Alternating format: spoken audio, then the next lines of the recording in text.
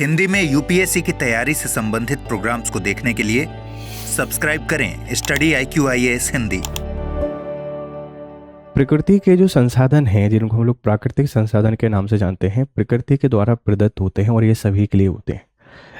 लेकिन मानव सभ्यता के विकास के साथ में इन संसाधनों के उपयोग को लेकर एक लड़ाई हमको हमेशा देखने को मिली। जब मानव सभ्यता की शुरुआत हुई तब ऐसी दिक्कतें नहीं थी, क्योंकि प्रकृति अनलिमिटेड थी और ह्यूमंस काफ़ी लिमिटेड थे। लेकिन धीरे धीरे प्रकृति को नहीं पता था कि जिस ह्यूमंस को उसने प्रोटेक्शन दिया है, संरक्षण दिया है, वही एक दिन उसके लिए खतरा बन जाएंगे। मानव ने अपनी आबादी को बढ़ाना शुरू किया और एक बहुत बड़े लेवल पर, मास लेवल पर पूरी दुनिया में हमको पॉपुलेशन देखने को मिली। इसके कारण जो लॉस हुआ वो प्रकृति को हुआ। अब उसी प्रकृति के लिए आपस में लोग लड़ रहे हैं, ये भी एक बहुत इंटरेस्टिंग फैक्ट है। आप लोगों ने अक्सर खबरों में देखा होगा अंतरराज्यीय नदी जल विवाद। दो देशों के बीच में लड़ाई चलती है, अंतर्देशीय, भारत और पाकिस्तान के बीच में। इंडस जो रिवर है उसके वाटर को लेकर जो डिस्प्यूट चल रहा है, अंतर्देशीय। लेकिन दो भारतीय राज्यों के बीच में अगर किसी नदी के जल के बंटवारे को लेकर विवाद चल रहा हो, आप उसको अंतरराज्यीय नदी जल विवाद के नाम से जानते हैं। ढेर सारे विवाद हम लोग अक्सर खबरों में सुनते हैं, जिसमें से कावेरी नदी विवाद बहुत फेमस है, क्योंकि हर साल चर्चा में आता ही आता है। तमिलनाडु और कर्नाटक उसके मेन पार्टिसिपेंट हैं, लेकिन इसके साथ में पांडिचेरी और केरला भी आ जाते हैं। उसके बाद जो दूसरा सबसे ज़्यादा चर्चा में विवाद रहता है वो हमारा यमुना रिवर को लेकर डिस्प्यूट है, जिसमें हरियाणा और दिल्ली सरकार के बीच में लड़ाई आपने देखी होगी। हिमाचल और राजस्थान भी उसमें इंक्लूड हो जाते हैं। लेकिन अभी रिसेंटली एक नया नदी जल विवाद चर्चा में चल रहा है, जिसको लेकर सुप्रीम कोर्ट ने सरकार से बोला है कि आप 1 महीने के अंदर अंदर एक ट्रिब्यूनल अधिकरण बनाने का काम कीजिए। अब ये सारे मसले क्या हैं, बहुत सारे सवाल हैं जो आपके एग्जाम के पॉइंट ऑफ व्यू से इंपॉर्टेंट है। इन सब पर हम चर्चा करेंगे, इनको समझने की कोशिश करेंगे। क्या है ये, चलो देखते हैं। पेन्नार नदी जल विवाद, सुप्रीम कोर्ट का ऐतिहासिक निर्देश फरवरी 2026। ये फरवरी 2026 का एक मसला है। नदी का नाम याद रखना, पेन्नार। और ये पेन्नार जो रिवर डिस्प्यूट है, ये 2 राज्यों के बीच में है। एक इसमें आपका कर्नाटक है, जहाँ से नदी का उद्गम होता है, और दूसरा तमिलनाडु, जिसको इसकी दिक्कतों का सामना करना पड़ रहा है। सुप्रीम कोर्ट ने केंद्र सरकार से बोला है, जो केंद्र सरकार है इससे बोला है कि आप एक अंतर्राज्यीय जल विवाद न्यायाधिकरण, inter state water dispute tribunal गठित करने का निर्देश दिया है। संबंधित राज्य जिसमें है तमिलनाडु वादी, जिसने केस मांग की है, बनाम कर्नाटक प्रतिवादी। महत्व यह निर्णय लंबे समय से लंबित प्रशासनिक और कानूनी गतिरोध को यहाँ पे समाप्त करता है। बहुत लंबे समय से इसमें होल्ड पे पड़ा हुआ है, बहुत लंबे समय से डिस्प्यूट चल रहा है, जिसके कारण बहुत सारी दिक्कतों का सामना करना पड़ रहा था। तो सबसे इंपॉर्टेंट आपने 2 बात याद रखनी है। एक तो रिवर का नाम याद रखोगे, रिवर, क्योंकि ये अक्सर हमसे पूछा जाता है। और इसके साथ में डिस्प्यूट किस किस के बीच में है, तो 2 राज्य जो है, एक कर्नाटक और दूसरा तमिलनाडु। इनका ही मेजर जो डिस्प्यूट चलता है वो है कावेरी नदी को लेकर चलता है। और आर्टिकल्स, यहाँ आपको 2 आर्टिकल्स देखने को मिलेंगे। एक तो 262 डायरेक्ट हमको बोलता है इंटर, है ना, स्टेट वाटर जो डिस्प्यूट है ट्रिब्यूनल, ISWTD के बारे में।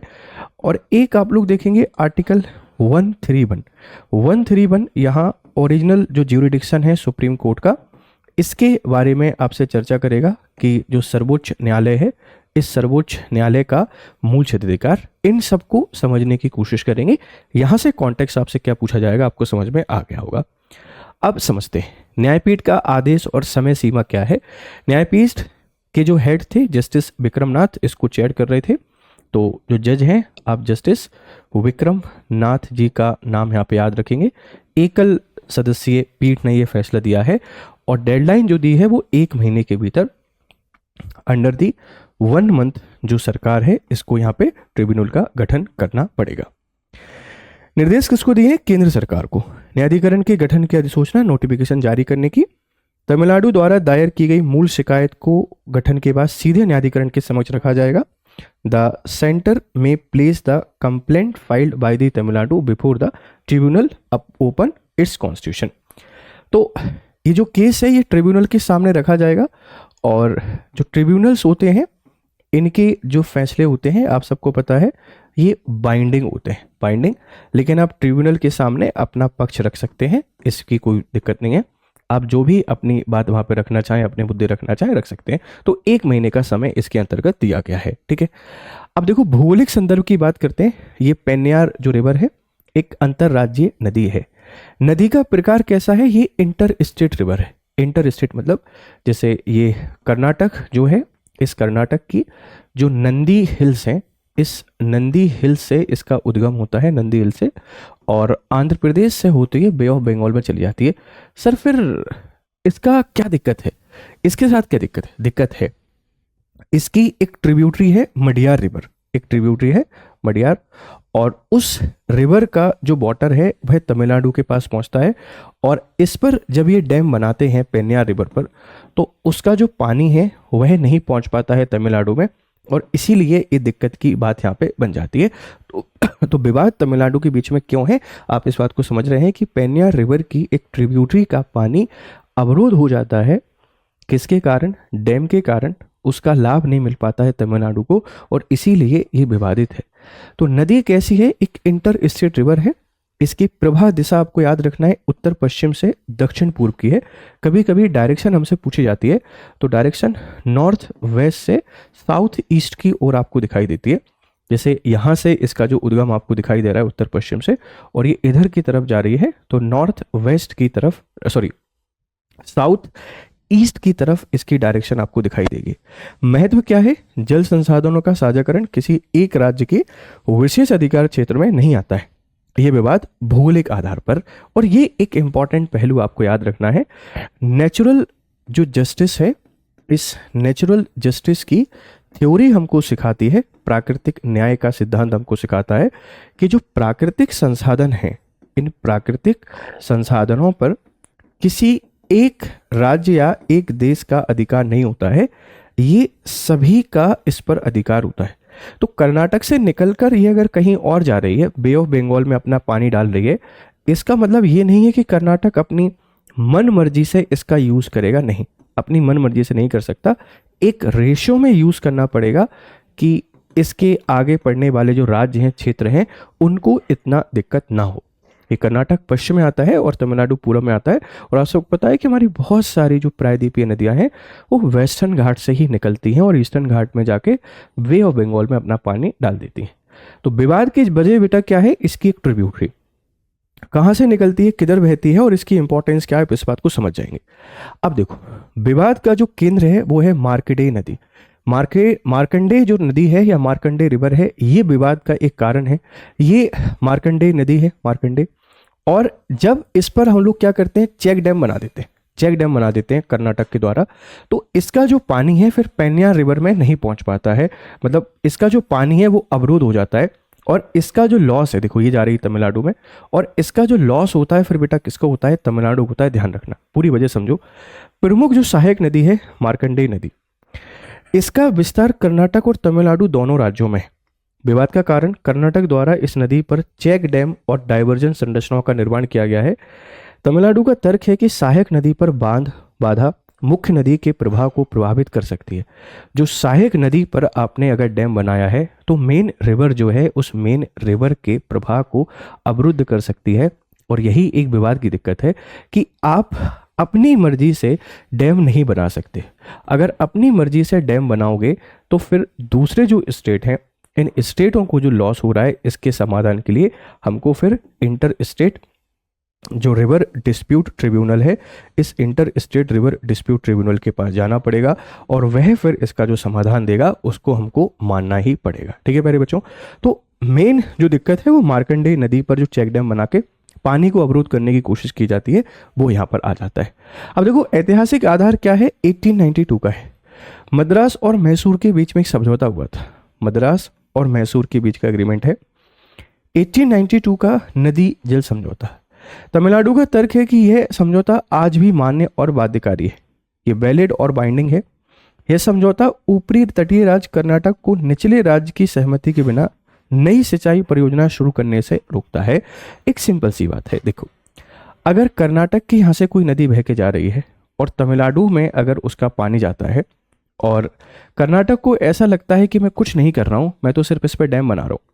अब जब आप यहाँ पे डैम बनाओगे तो सीधी सी बात है कि इस डैम का पर्पस बड़ा सिंपल है, आप पानी को स्टोर करोगे, और पानी को अगर स्टोर करोगे तो पानी का जो फ्लो है वो प्रभावित होगा, और जो पानी स्लोली पहुंचेगा किसके पास, कर्नाटक के पास। तो जब भी ऐसा कुछ हो रहा है तो आपको एक बार तमिलनाडु से अपनी सहमति ले लेनी चाहिए कि भैया हम ये डैम बना रहे हैं और इस डैम को बनाने का पर्पस दूसरा है, ऐसा नहीं है कि हम आपके पानी को रोकना चाह रहे हैं। अगर आपको कोई दिक्कत हो तो बताइए, दिक्कत हो तो फिर नहीं बनाया जाना चाहिए। डैम बनाने का पर्पस बड़ा सिंपल है कि पानी ज़्यादा चाहिए, पानी ज़्यादा चाहिए क्योंकि इलेक्ट्रिसिटी प्रोड्यूस करना चाहते हैं, क्योंकि इरिगेशन को बेहतर करना चाहते हैं। तमिलनाडु के साथ दिक्कत ये है कि तमिलनाडु में बारिश कम होती है, और बारिश कब होती है आप सबको पता है, लौटते हुए मानसून के समय, नॉर्थ ईस्ट मानसून में। तो तमिलनाडु को बहुत आवश्यकता पड़ती है नदियों के पानी की। कर्नाटक उस पर अक्सर डैम बनाकर एक विवाद की स्थिति क्रिएट कर ही देता है, तो इसीलिए बार बार हमको ट्रिब्यूनल के पास जाना पड़ता है। तो एक 1892 का समझौता है और तमिलनाडु कहता है ये आज भी बाध्यकारी है, आज भी बाइंडिंग है, और इसके तहत कर्नाटक जो कर रहा है वो सही नहीं है, वो ऐसे नहीं रोक सकता है बांध बनाना। अब देखो विवाद की समय रेखा क्या है। तमिलनाडु ने सुप्रीम कोर्ट का दरवाजा खटखट रहा है। 2018 से ये विवाद चल रहा है। कारण, कर्नाटक द्वारा बांधों और डाइवर्जन संरचना का निर्माण। आरोप, निर्माण कार्य तमिलनाडु के लोगों के हितों के लिए हानिकारक है, डिटर्मिनेंटल है, इस बात को ध्यान रखना। निर्णय, सुप्रीम कोर्ट ने न्यायाधिकरण के गठन का आदेश दे दिया है 2026 में। तो 2018 से चर्चा में चल रहा है, काफी लंबा विवाद है, अपने आने वाले पेपर में आने की बहुत ज़्यादा संभावना है, बहुत केयरफुली आप इसको पढ़ के जाइएगा, ठीक है। अब कानूनी तर्क क्या है। जल एक राष्ट्रीय संपत्ति है, ध्यान रखना। अंतरराज्यीय नदी का बहता पानी एक राष्ट्रीय संपत्ति है, एक नेशनल असेट है। मैं बार बार आपसे बोल रहा हूं कि जितनी भी नेचुरल थिंग्स हैं वो नेचुरल थिंग्स एक नेशनल असेट होती हैं, राष्ट्रीय संपत्ति होती हैं। स्वामित्व, कोई भी एक राज्य इसके पानी पर विशेष स्वामित्व, एक्सक्लूसिव ओनरशिप का दावा नहीं कर सकता। No one can claim exclusive ownership over the water of flowing river, ध्यान रखना। जल का उपयोग साझा जिम्मेदारी है, ना कि मनमाना अधिकार। The utility of water is shared responsibility. किसी का मनमाना नहीं हो सकता, किसी की मर्जी के अकॉर्डिंग आप इसको नहीं कर सकते। तो कोई भी राष्ट्रीय संपत्ति किसी एक राज्य की नहीं है, सबका इस पर बराबर अधिकार है, ये बात हमने ध्यान रखना पड़ेगा। कानूनी तर्क क्या कहते हैं। नदी की जो व्यापक परिभाषा है इसको समझो। नदी, मेन स्ट्रीम मुख्य धारा, सहायक नदियां ट्रिब्यूटरीज, प्लस धाराएं स्ट्रीम, इन सबको मिलकर आपकी नदी बनती है, रिवर बनती है। एकल इकाई, एक सिंगल एंटिटी है, मतलब मेन रिवर, उसकी ट्रिब्यूटरी, उसकी डिस्ट्रीब्यूटरी, सबको मिलकर एक नदी बनती है। और आप इस पर कहीं भी कोई दिक्कत कर रहे हैं, मतलब नदी के साथ छेड़छाड़ आपके द्वारा की जा रही है। तमिलनाडु का पक्ष है कि नदी शब्द में केवल मुख्य धारा शामिल नहीं है, बल्कि सभी सहायक नदियां और धाराएं शामिल हैं। निष्कर्ष, मार्कंडेय नदी पर किया गया निर्माण 1892 के समझौते के दायरे से बाहर नहीं है।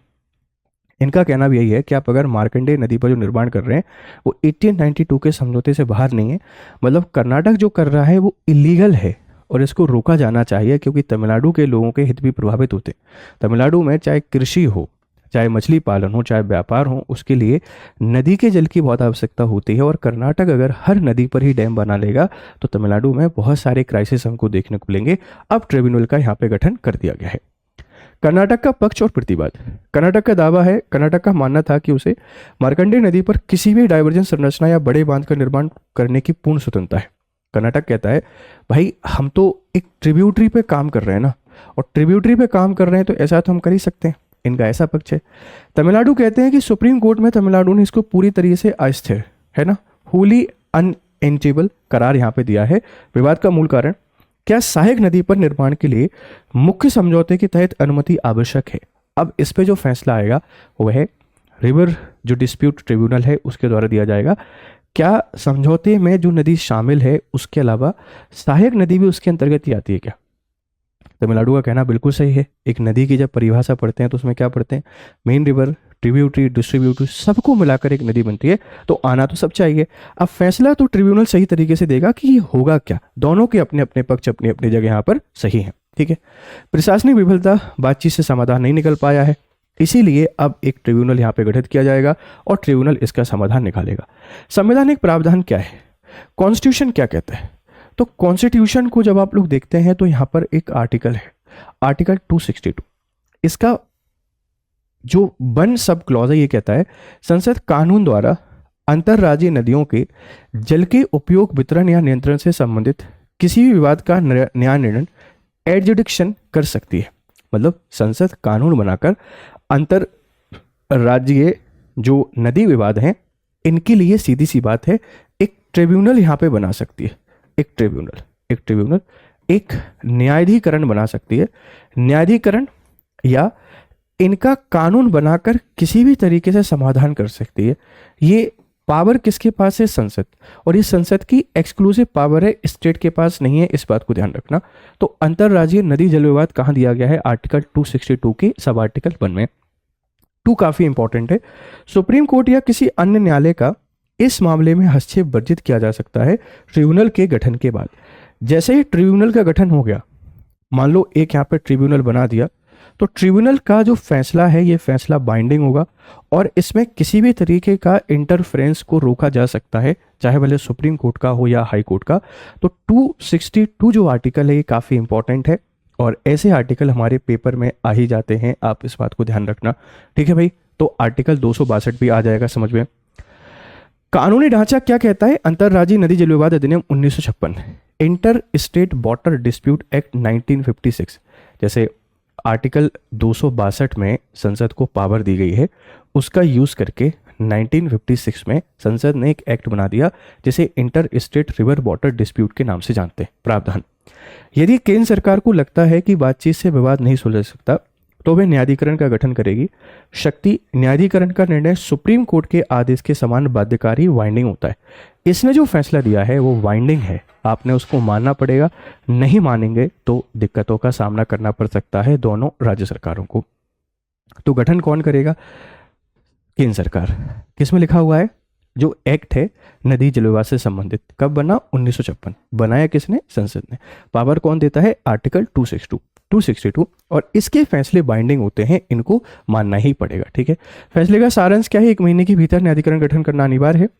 2018 का ये विवाद है कर्नाटक के एक तरफा निर्माण अधिकार के दावे को और मार्कंडेय नदी, सहायक नदी को विवाद का अभिन्न अंग यहाँ पर माना गया है। तो कोई भी क्वेश्चन आपसे यहाँ पर पूछ सकता है। ठीक है, अब साथ में एक और बात आपने याद रखनी है, आर्टिकल 131 भी इसमें आपको देखने को मिल जाता है। आर्टिकल 131 और आर्टिकल 131 में लिखा हुआ है कि जो सुप्रीम कोर्ट है, इस सुप्रीम कोर्ट के ओरिजिनल जो ज्यूरिडिक्शन है, इस ओरिजिनल ज्यूरिसडिक्शन का यहाँ पे बात की गई है कि ऐसे फैसले जिनको सिर्फ और सिर्फ सुप्रीम कोर्ट सुन सकता है वह ओरिजिनल ज्यूरिडिक्शन या प्राथमिक क्षेत्राधिकार में आते हैं।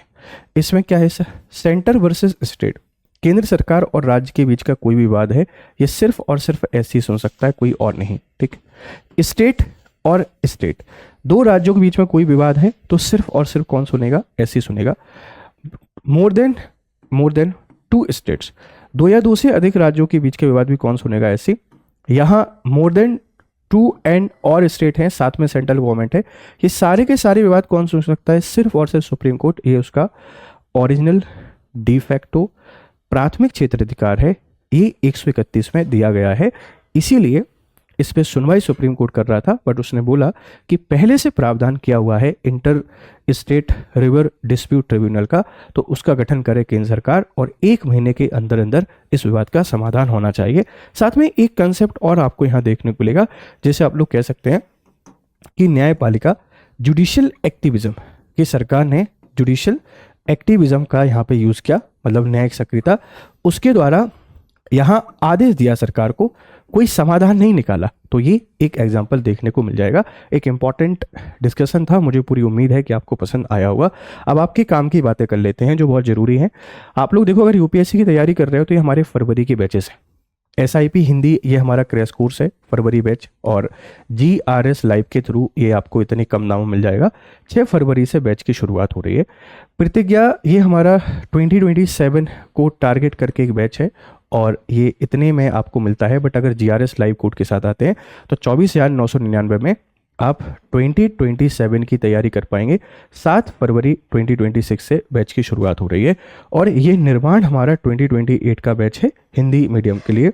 यहाँ भी GRS लाइव कोड के थ्रू इस प्राइस में आप लोग आ सकते हैं। अगर PDF चाहिए तो यहाँ आ जाइए, यहाँ आपको PDF मिल जाएगा। और कोई भी दिक्कत है आप मुझसे जुड़िए और बताइएगा भारत के कुछ इंपॉर्टेंट रिवर डिस्प्यूट है, उन इंपॉर्टेंट रिवर डिस्प्यूट को। Have a nice day, good day to all. Hindi में UPSC की तैयारी से संबंधित प्रोग्राम्स को देखने के लिए सब्सक्राइब करें स्टडी IQ IAS हिंदी।